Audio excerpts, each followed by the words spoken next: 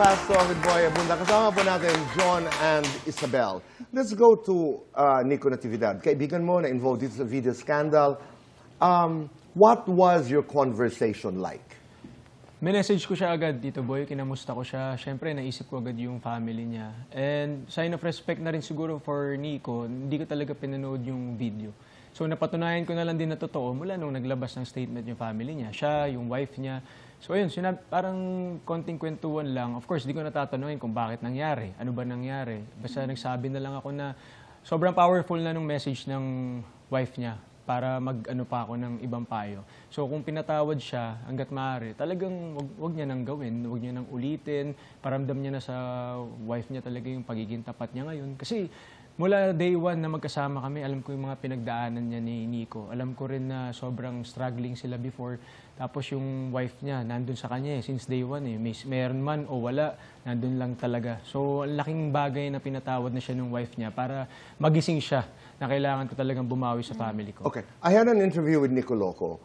Ang sinabi ni Nico sa akin, talagang 2-3 buwan, constant yan, messaging from the girl, liking the posts, whatever photos.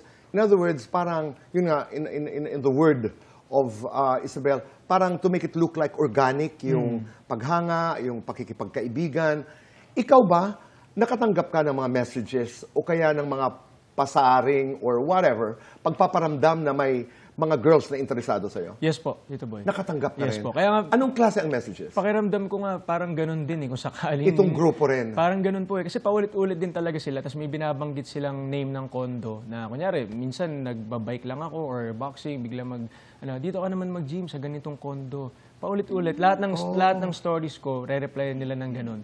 Tapos yun nga, yung profile. Kung muna sa message request, di ko ina-open. Tapos yung profile nga, makikita ko sa malayo. Parang sexy. Oo. So, John, bakit ka tumatanggi? Bakit ka humihindi sa ganito? Saan ka humuhugot ng lakas? Kasi, again, I'm coming from my interview with Nico Loco. Sabi niya, nahuli ako during that day. My guards were down.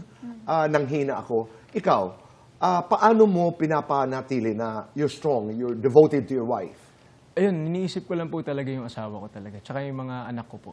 Yun lang talaga yung feeling ko masasabi kong nagpapalakas sa akin at nagpapaiwas sa akin sa tukso po. Hindi ko alam kung biro ito, pero dapat mo panoorin.